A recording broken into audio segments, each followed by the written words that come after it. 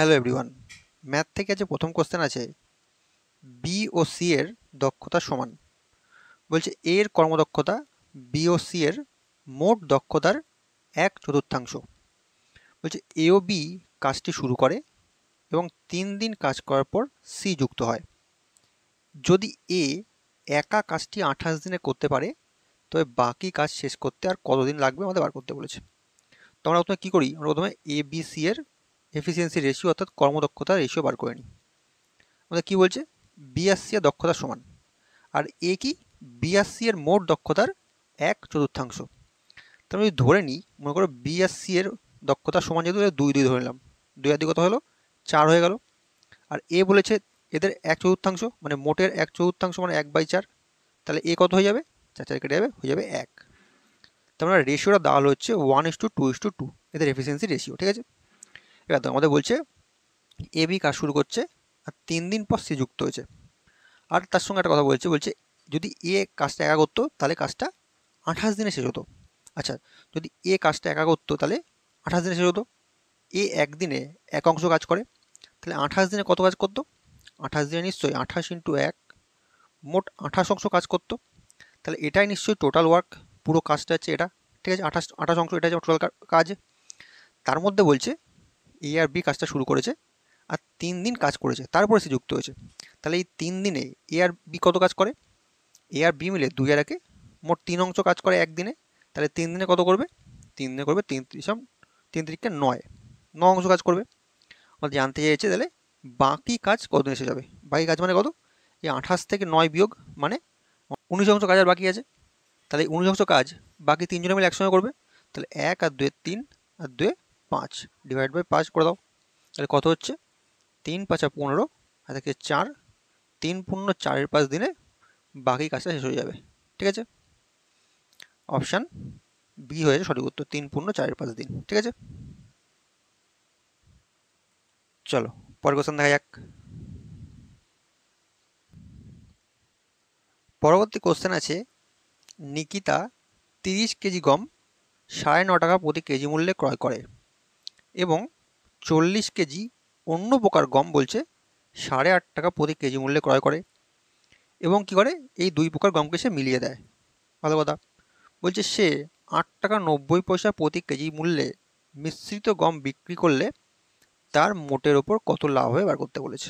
দেখো, কিনেছে কত, প্রথমে 30 কেজি কিনেছে, কত টাকা দামের, 9 টাকা 50 পয়সা করে। তাহলে মোট ক্রয় মূল্য কত? 3 দিয়ে গুণ করো, 3 5 3 0 0, 3 5 15 5, আর দেখে 1, 3 নং 27, আর 28, 285। আর 30-এর শূন্যর জন্য একটা দশমিক পয়েন্ট করে যাবে, এখানে চলে আসবে। ঠিক আছে, মানে 285 টাকা হয়ে যাচ্ছে। আর পরে কী করেছে, 40 কেজি কিনেছে কত টাকা দামের, 8.5 টাকা দিয়ে, 8.5 টাকা ধরে। তাহলে মোট কত হয়ে যাচ্ছে, 4 দিয়ে গুণ করো, 4 0 0, 4 5 20 0, আর দেখে 2, 4 32, আর 2 34, একটা শূন্য করে চলে যাবে, মানে 340 টাকা হয়ে যাচ্ছে সেকেন্ডেরটা। তাহলে মোট ক্রয় মূল্য কত হয়ে গেল, দুটো যোগ করে দাও, 5, 8 4 12 2, আর থেকে 1, 3 আর 3 6, 625 টাকা তার মোট ক্রয় মূল্য। ঠিক আছে, আর বিক্রি করেছে কত টাকায়, বিক্রি করেছে প্রতি কেজি বলছে 8 টাকা 90 পয়সা। তাহলে মোট কত, 30 আর 40 70 কেজি, 70 কেজি বিক্রি করেছে 8 টাকা 90 পয়সা। তাহলে মোট সেল প্রাইস কত হচ্ছে, যদি আমরা গুণ করি, তাহলে 7 0 0, তারপর 7 নং 63 3, আর দেখছি 6, 7 8 56 আর 6 62। ঠিক আছে, তাহলে হয়ে যাচ্ছে 223 টাকা। ঠিক আছে, তাহলে কি লাভ হচ্ছে না লস হচ্ছে?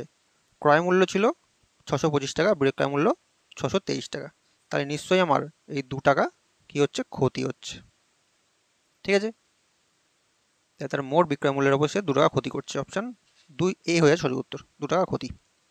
ঠিক আছে, চলো পরের কোশ্চেন দেখা যাক।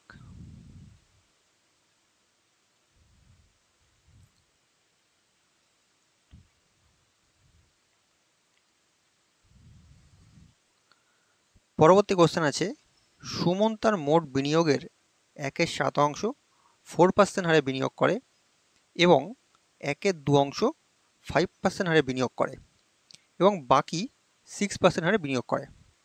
বলছে 2 বছর পর মোট সুদ হয় 898 টাকা। বলছে তিনি মোট কত বিনিয়োগ করেছিল তা আমাদের বার করতে বলেছে। ভালো কথা।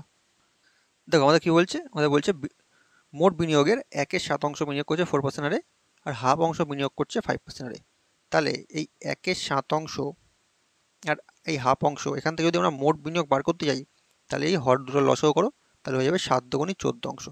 তাহলে তার মোট বিনিয়োগ হচ্ছে 14 অংশ। ঠিক আছে, এখান থেকে বলছে কি, এখান থেকে আমরা বিনিয়োগটা বার করে নিই। দেখো মোট 14 অংশের মধ্যে যদি আমরা আলাদা করে তিন ভাগে বিনিয়োগ করেছে, একটা 1/7, তাহলে 14 যদি 1/7 করি, আমরা 7 দুগুণী কত আসবে, 14 আসবে। ঠিক আছে, মানে কত, 2 আসলো।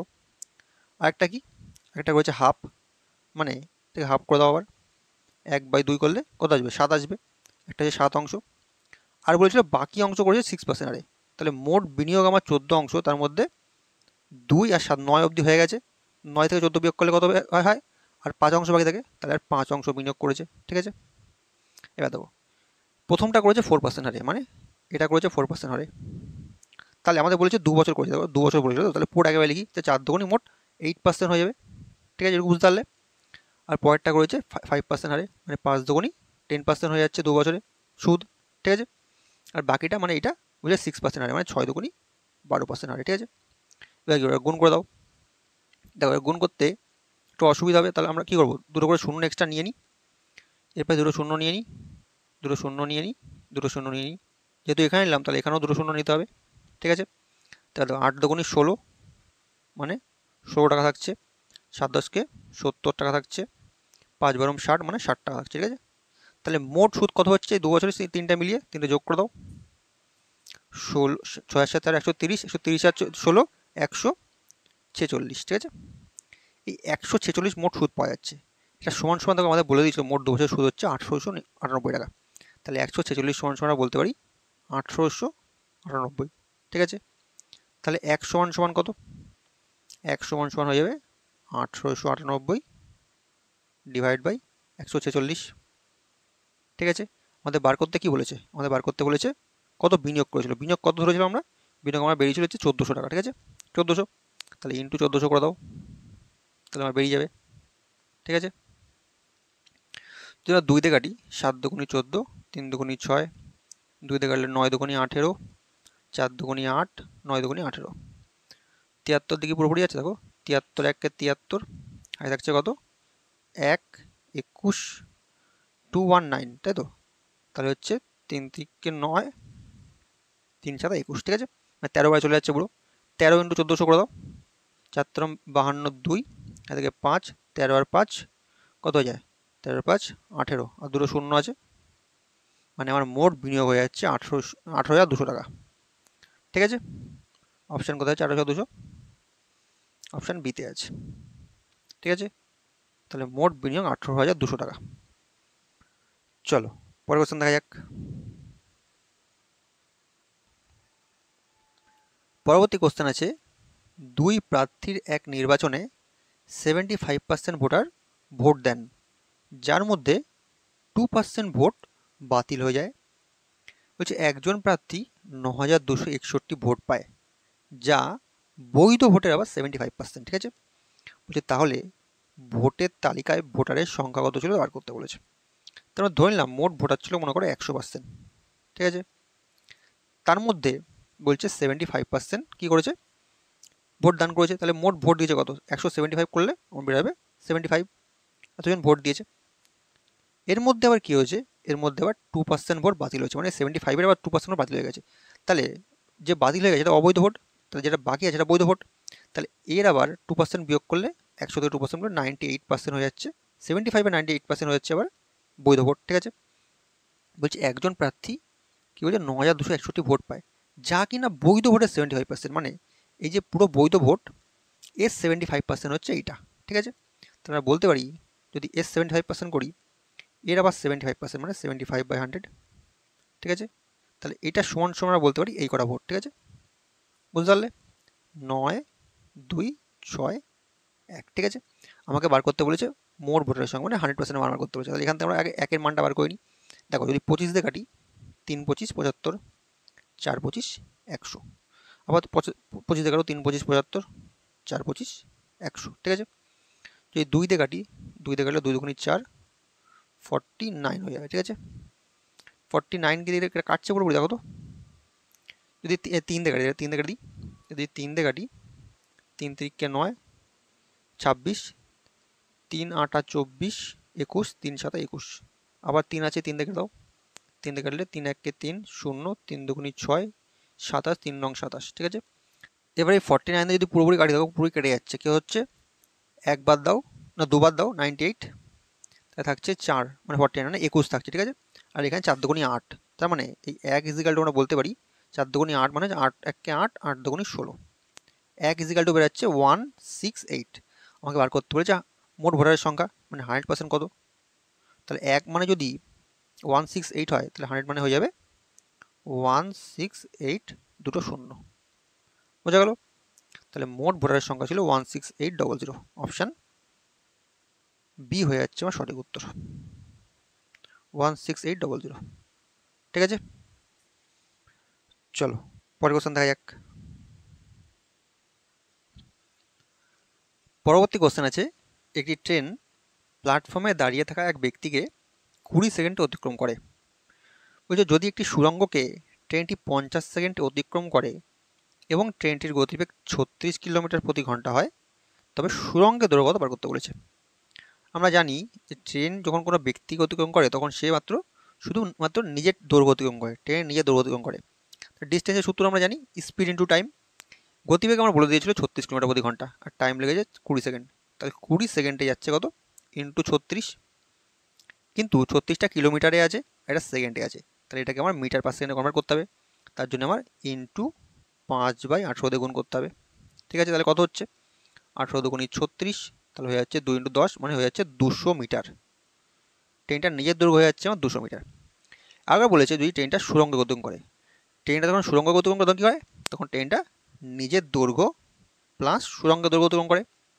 তা গেছে কত, 50 সেকেন্ডে।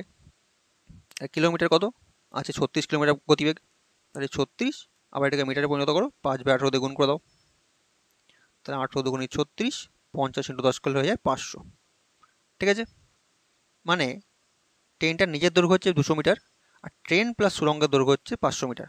তাহলে এখান থেকে যদি আমরা 500 থেকে 200 বিয়োগ করে দিই, তাহলে ট্রেন বাদ হয়ে যাবে, তাহলে আমার পড়ে থাকবে শুধুমাত্র সুড়ঙ্গ। তাহলে সুড়ঙ্গ কত পড়ে থাকবে, 500 থেকে 200 বিয়োগ করলে আমার 300, ঠিক আছে। তাহলে শুধুমাত্র সুড়ঙ্গের দৈর্ঘ্য হচ্ছে 300 মিটার। অপশান বি হয়ে সঠিক উত্তর, বোঝা গেল। চলো পরের কোশ্চেন দেখা যাক।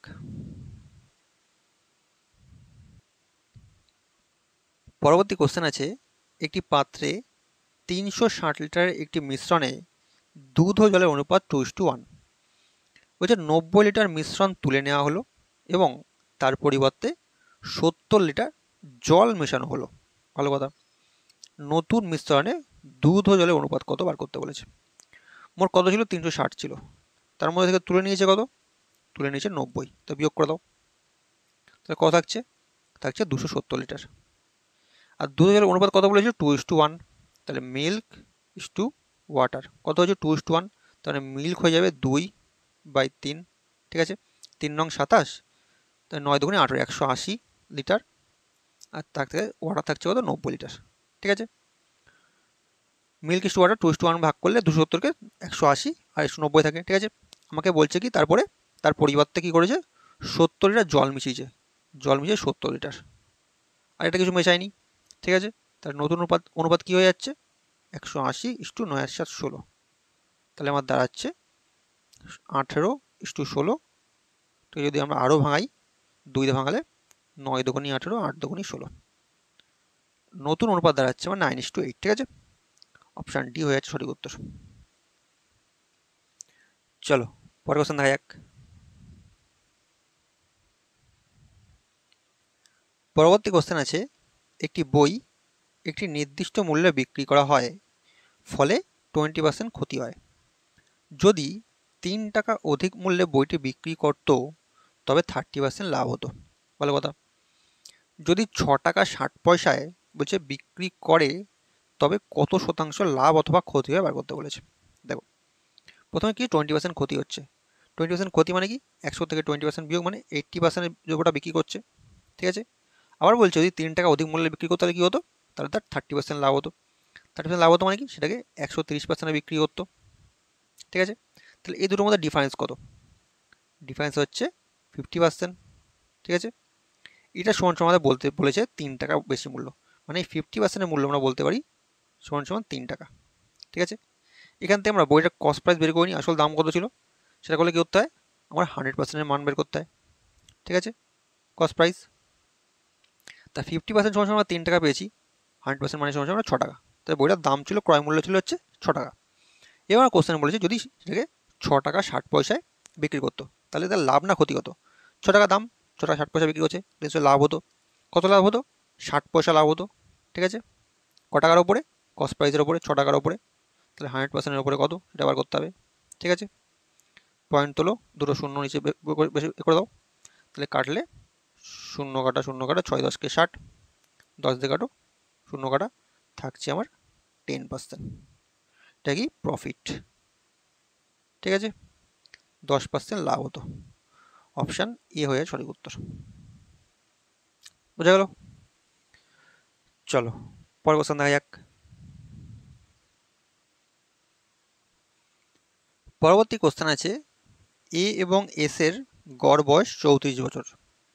বুঝলে 4 বছর আগে এ এর বয়স এবং 6 বছর পরে এস এর বয়সের অনুপাত বলছে 3:4।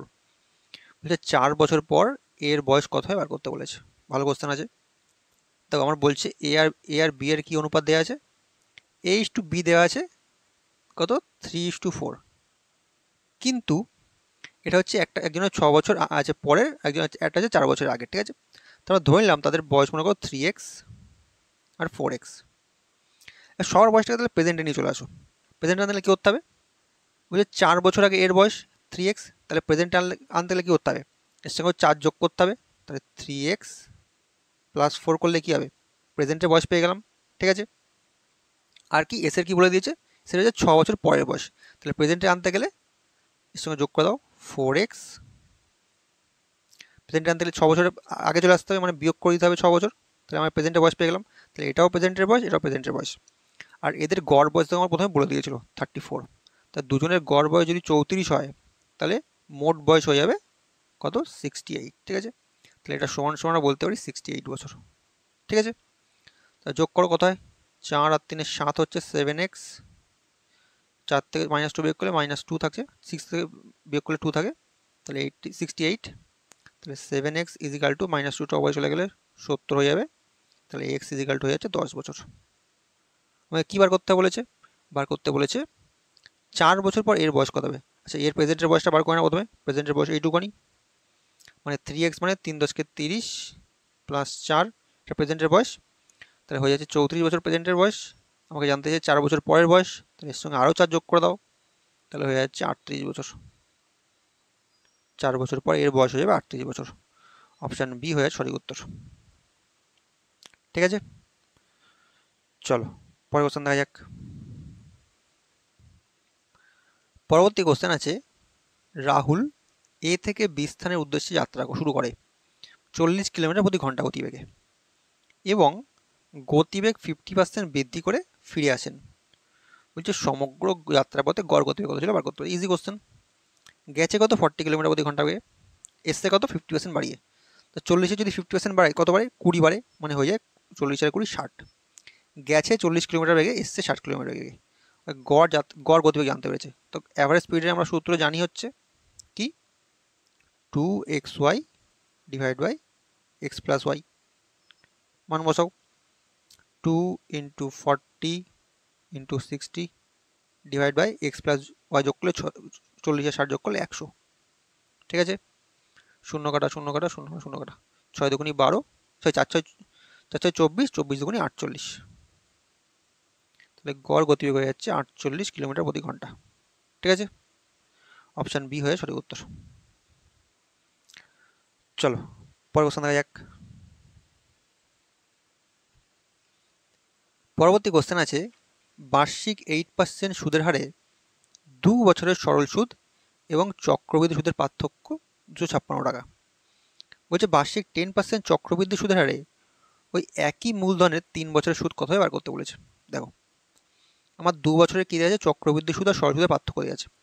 তোমরা পার্থক্যের সূত্র কি জানি 2 বছরের জন্য, পার্থক্য অর্থাৎ ডিফারেন্স = P/r² / 100²। ঠিক আছে, ডিফারেন্স কত দেওয়া আছে 256, পি আমাকে বার করতে হবে, আর মানে 8% সুদের হার, 8% আর স্কোয়ার করে দাও, মানে 8 ইন্টু 8 ডিভাইড বাই 100 স্কোয়ার আছে, মানে 100 ইন্টু 100 করে দাও।